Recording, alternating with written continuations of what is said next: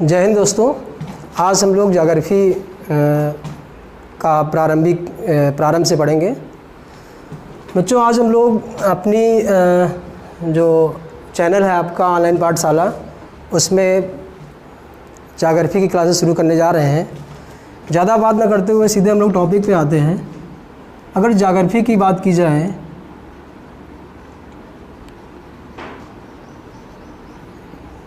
तो भाई ज्योग्राफी जो हम लोग पढ़ते हैं तो मुख्यतः दो भागों में बांट देते हैं। कितने भागों में? दो। एक भाग हो जाता है हमारा विश्व यानी वर्ल्ड ज्योग्राफी, विश्व भूगोल, और दूसरा भाग हो जाता है भारत का भूगोल।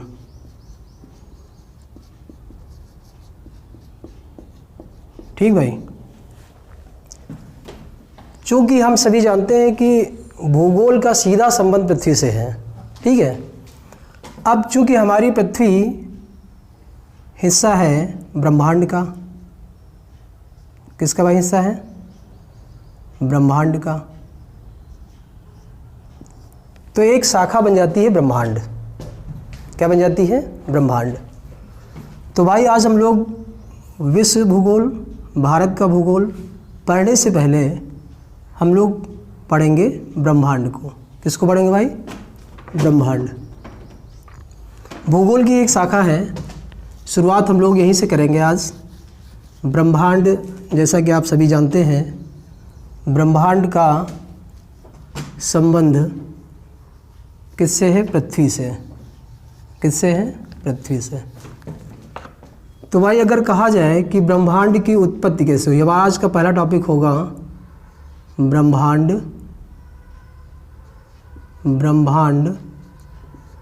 की उत्पत्ति, ओरिजिन ऑफ यूनिवर्स।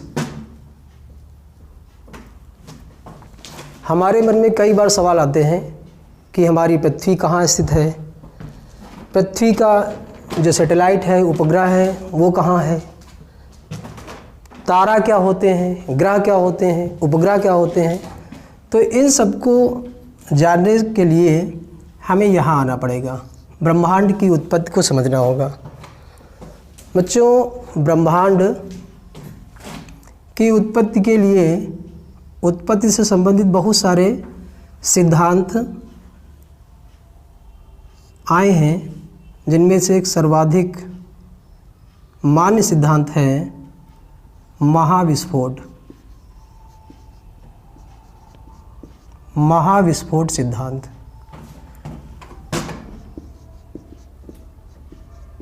महाविस्फोट सिद्धांत अंग्रेजी में कहते हैं इसे, आपने सुना भी होगा पहले, बिग बैंग थ्योरी। अब प्रश्न बनता है कि बहुत सारे ब्रह्मांड की उत्पत्ति में बहुत सारी परिकल्पनाएं आई, सिद्धांत आए, तो उनमें सबसे सर्वमान्य जो सिद्धांत आया वो है महाविस्फोट का सिद्धांत। यहीं से पूरी कहानी शुरू होती है हमारे पूरे ब्रह्मांड की, पृथ्वी की, तारों की, ग्रहों की। तो भाई ब्रह्मांड यानी महाविस्फोट सिद्धांत कहता है कि हमारी जो संपूर्ण पृथ्वी या पृथ्वी के आसपास जितने भी ग्रह उपग्रह हैं, वो प्रारंभ में एक बिंदु पर केंद्रित थे। कहाँ थे भाई? एक बिंदु पर केंद्रित थे, जिस बिंदु को कहा गया सिंगुलैरिटी।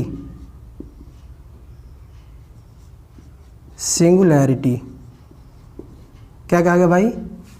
हालांकि बच्चों, ब्रह्मांड से बहुत सारे क्वेश्चन नहीं बनते हैं, लेकिन भूगोल में आगे के जितने चैप्टर आएंगे वहाँ से प्रश्न बनते हैं। तो एक कॉन्सेप्ट तैयार होता है, एक समझ डेवलप होती है। कहाँ से? जहाँ से हम ब्रह्मांड को पढ़ना शुरू करते हैं।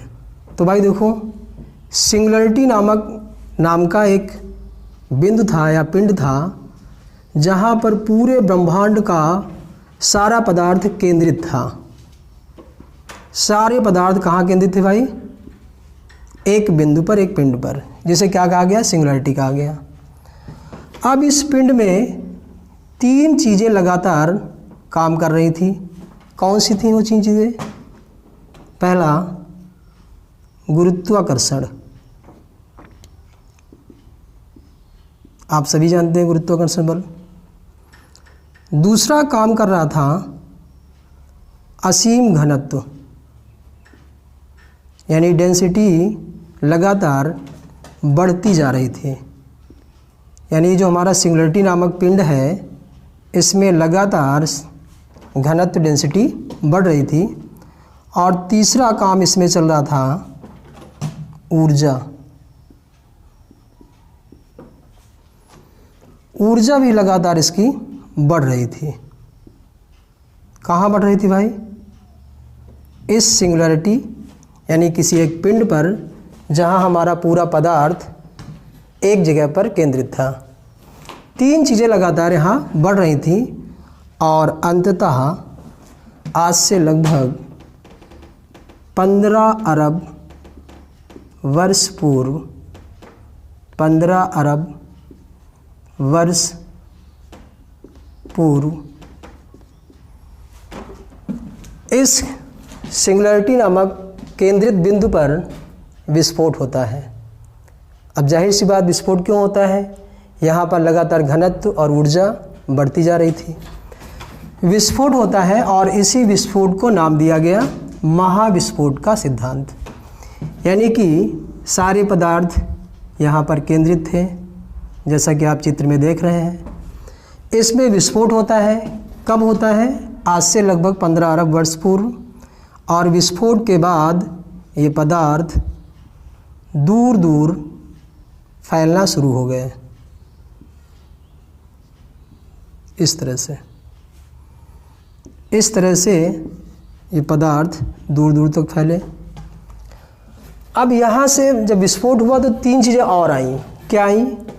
सबसे पहले चीज़ आई पदार्थ यानी मैटर। दूसरी चीज़ आई दूरी। और तीसरी चीज़ जो यहाँ से बनी इसे कहते हैं समय। क्या कहते हैं भाई? समय। यानी कि आप जान सकते हैं कि महाविस्फोट के पहले समय की कोई गणना नहीं थी। तो हम यहाँ से एक प्रश्न बन जाता है कि समय की गणना कब से शुरू की जाती है? महाविस्फोट के सिद्धांत से समय की गणना शुरू की जाती है। अब आप देखिए यहाँ समय कैसे बना होगा। जब कोई पिंड दूर तक जाएगा तो एक समय लगेगा उसमें। यहाँ दूरी बनेगी। पिंड यहाँ से विस्फोट हुआ, यहाँ से यहाँ पहुँचे, इन दोनों के बीच में क्या बन गई? एक दूरी बन गई। क्या बन गई भाई? एक दूरी बन गई। क्या बन गई भाई? एक दूरी बन गई। तो ये तीन चीज़ें यहाँ से डेवलप होती हैं, बनती हैं। क्या क्या चीज़ें? पदार्थ, दूरी और समय। अगली बात यहीं से हम लोग पढ़ते हैं कि जो मैटर आया इसमें विभिन्न मूल तत्वों का निर्माण हुआ। किससे? इसी मैटर से। मूल तत्व क्या थे भाई?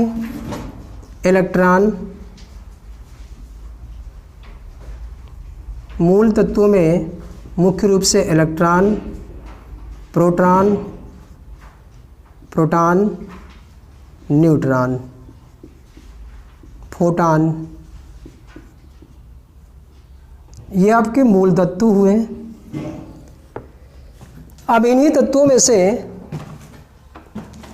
मिलने से रासायनिक क्रियाएं हुई, तो इनसे एक तत्व बना हाइड्रोजन। क्या बना भाई? हाइड्रोजन। अब ये हाइड्रोजन पूरे ब्रह्मांड में एक बड़े बादल, विशाल बादल के रूप में फैल जाता है। विशाल बादल के रूप में क्या फैल जाता है? हाइड्रोजन। भाई आपको महाविस्फोट सिद्धांत ये बिल्कुल यूनिवर्सल सत्य नहीं है, ये एक परिकल्पना है। क्या है भाई? परिकल्पना है, सोची समझी परिकल्पना, जिसको आगे कई विद्वानों ने सिद्ध भी किया। जैसे हब्बल महोदय, अभी हम लोग पढ़ेंगे। हब्बल महोदय आगे इसकी पुष्टि करते हैं, उसको हम लोग बाद पढ़ेंगे। क्या पढ़ा हम लोगों ने भाई? महाविस्फोट ये बताता है कि पृथ्वी या ब्रह्मांड के सारे पदार्थ एक जगह पर केंद्रित थे, जिसे सिंगुलैरिटी कहा जाता है। सिंगुलैरिटी में क्या काम चल रहा था, यानी कि असीम गुरुत्वाकर्षण बल था, लगातार डेंसिटी बढ़ रही थी, ऊर्जा भी लगातार बढ़ रही थी, जिस कारण लगभग 15 अरब वर्ष पहले इसी में विस्फोट होता है और विस्फोट से 3 चीज़ें बनती हैं। कौन कौन सी? पदार्थ, दूरी और समय। पदार्थ में मूल तत्व कौन कौन से थे, इसको हम रब कर रहे हैं। पदार्थ में मूल तत्व थे इलेक्ट्रॉन, प्रोटॉन, न्यूट्रॉन और फोटॉन। अब इनमें से रासायनिक क्रिया द्वारा एक और तत्व बनता है जिसे कहते हैं हाइड्रोजन। क्या कहते हैं भाई? हाइड्रोजन। अब ये हाइड्रोजन के बादल पूरे ब्रह्मांड में फैलते हैं, लाखों प्रकाश वर्ष बड़े जितने बादल, बहुत बड़ा बादल। जैसे बादल आप देखते हैं वर्षा वाले बादल, ऐसे बादल नहीं थे, लाखों प्रकाश वर्ष बड़े जितने बादल। ठीक है।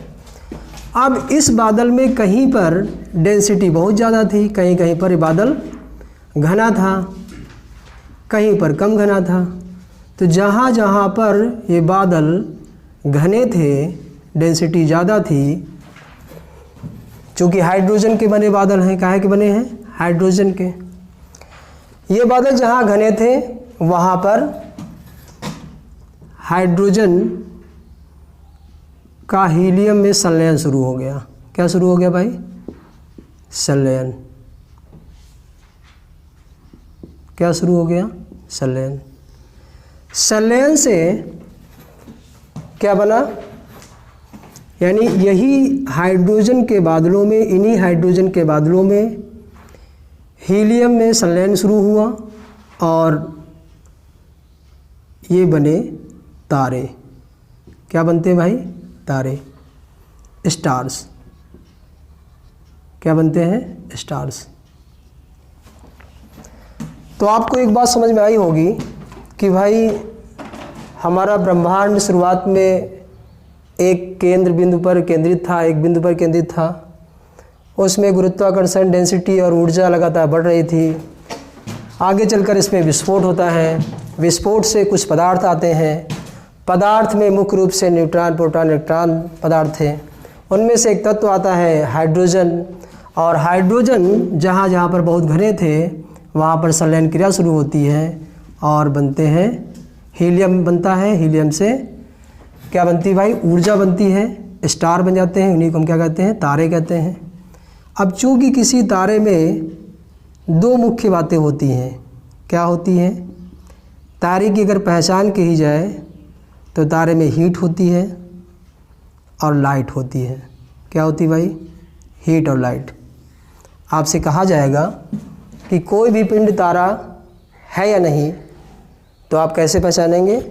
उस पिंड में हीट होनी चाहिए और लाइट होनी चाहिए। ठीक है। और हीट और लाइट होने के पीछे कारण क्या है? हाइड्रोजन का हीलियम में बदलना। हाइड्रोजन का हीलियम में बदलना। ठीक है।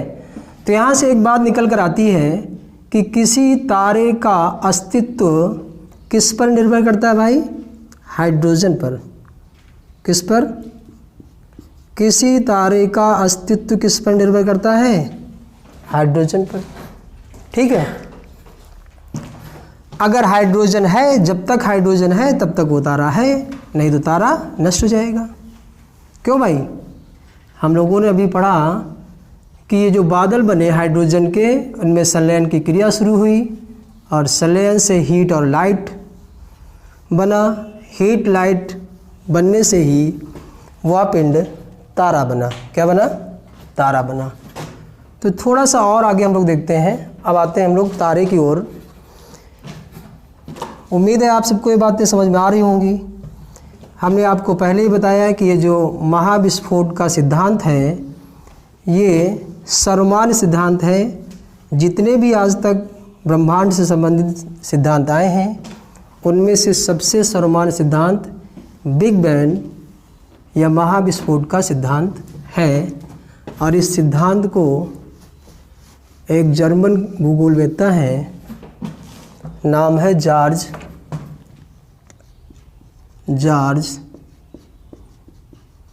लैमेंतेयर। इन्होंने इस महाविस्फोट के सिद्धांत को दिया था। ठीक है भाई, 1927 को। तो भाई हम लोगों की यात्रा शुरू हो गई कहाँ तक, पहुँच गई कहाँ तक, स्टार तक। कहाँ तक भाई, एक तारे तक, स्टार तक। तो किसी तारे का अस्तित्व होता है हाइड्रोजन पर। तारे की पहचान होती है ऊष्मा और प्रकाश पर, ये पहचान है। कोई भी पिंड ऊष्मा और प्रकाश वाला होता है तो वो तारा कहलाता है। ठीक है। तो भाई अगर मान लीजिए पूरे ब्रह्मांड में हाइड्रोजन के बादल इस प्रकार से फैले, एक विशाल रूप धारण कर लिया, उस पर हमने बताया जहाँ जहाँ पर डेंसिटी ज़्यादा थी वहाँ पर संलयन की क्रिया हुई, हीलियम बना और हीट और लाइट, ऊष्मा और प्रकाश बना। और यही ऊष्मा और प्रकाश वाले पिंड तारा कहलाते हैं। अब हम लोग विभिन्न प्रकार के जो तारे नाम सुनते हैं हम लोग कि भाई पल्सर तारा है, ब्लैक होल तारा है, क्वेसर तारा है, न्यूट्रॉन तारा है। तो ये तारा कहाँ से आते हैं? क्योंकि जाहिर सी बात है अगर तारे के विभिन्न नाम हैं तो यहीं से कहीं से निकले होंगे, है ना भाई। तो देखिए मान लीजिए हमारा तारों का समूह है, हम लोग आगे पढ़ेंगे इसको, इसे कहते हैं गैलेक्सी। गैलेक्सी को हम लोग अलग से पढ़ेंगे, गैलेक्सी या आकाशगंगा कहते हैं। अब इस गैलेक्सी से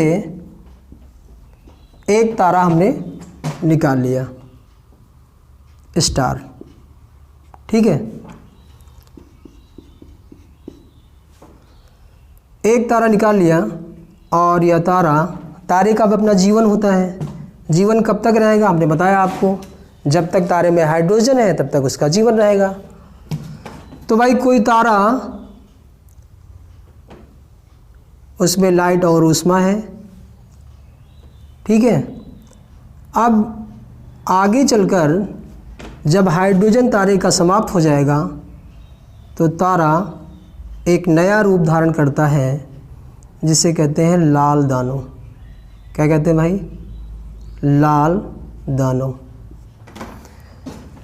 यहाँ से फिर से देखते हैं, तारों का एक समूह है जिसे हम लोग गैलेक्सी कहते हैं। एक तारा हमने बाहर निकाल लिया, तारे के अस्तित्व को पढ़ रहे हैं, बहुत सारे तारे नाम से जानते हैं, उनको समझने की कोशिश कर रहे हैं हम लोग।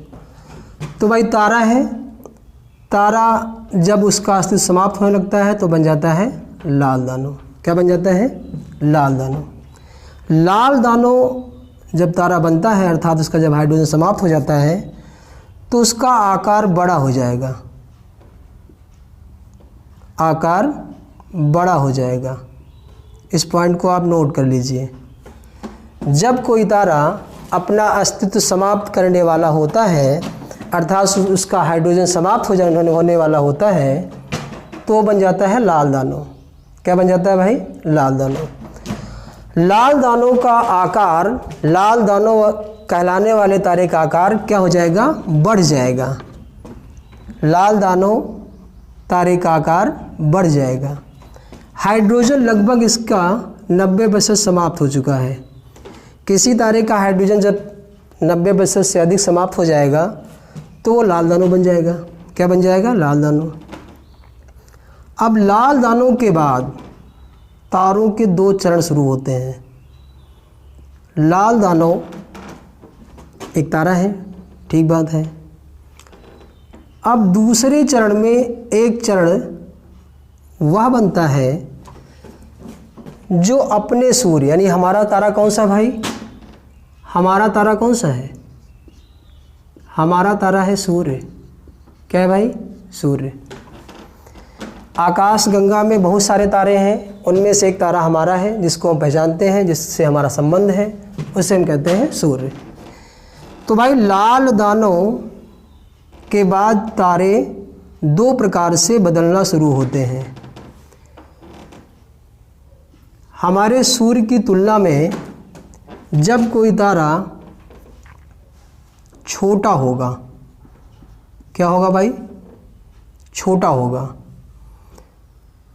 तो वो बनेगा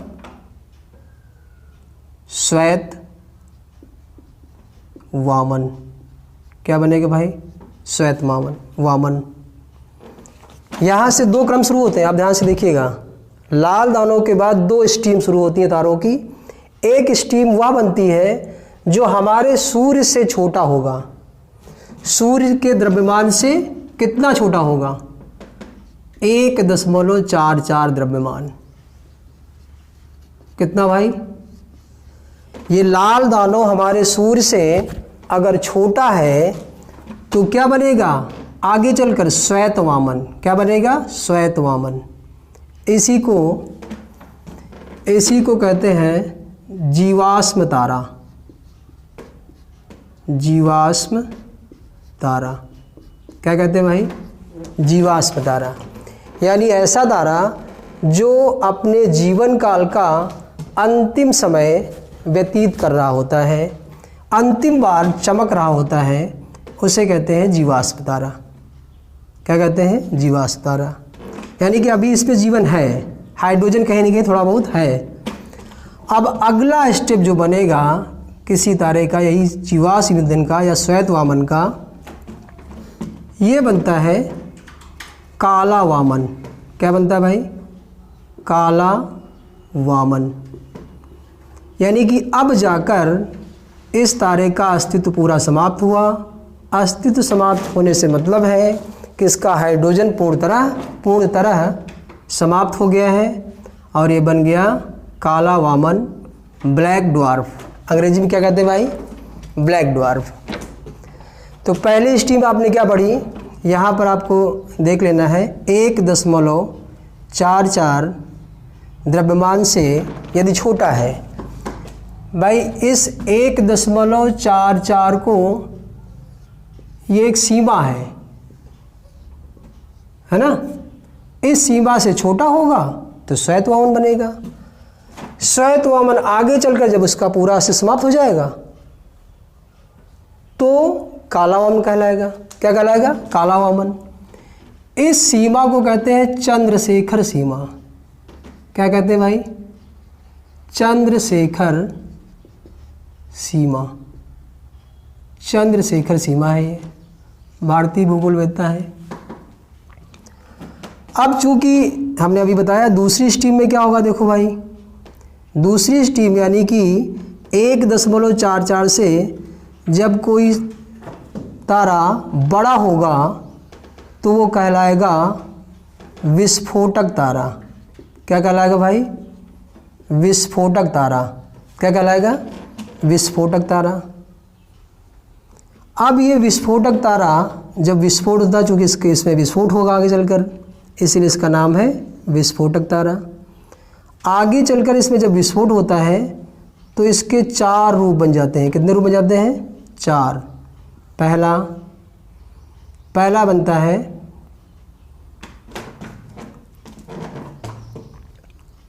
न्यूट्रॉन, दूसरा बनता है पल्सर, तीसरा बनता है क्वेसर और लास्ट में बन सकता है ब्लैक होल। क्या बन जाता है भाई? Black hole. क्या बन जाता है भाई? Black hole. तो यहाँ समझने वाली बात क्या है कि कोई भी तारा अगर 1.44 से छोटा है, कोई भी तारा अगर 1.44 से छोटा है तो श्वेत वामन, फिर अंत उसका कहाँ होगा? ब्लैक होल, ब्लैक वामन में होगा। यहाँ पर अगर कोई तारा बड़ा है तो उसका कहाँ बदलेगा? वो विस्फोटक तारा बदलेगा। विस्फोटक तारा अंत में कहाँ पहुँचता है? न्यूट्रॉन तारे में, पल्सर तारे में, क्वेसर तारे में, ब्लैक होल में। कहाँ पहुँचता है? ब्लैक होल में। और भाई ये जो ब्लैक होल तारा है ये सबसे खतरनाक तारा, ब्लैक होल तारा सबसे खतरनाक क्यों? क्योंकि इसका घनत्व सबसे ज़्यादा होता है, घनत्व सबसे ज़्यादा होता है। ठीक भाई,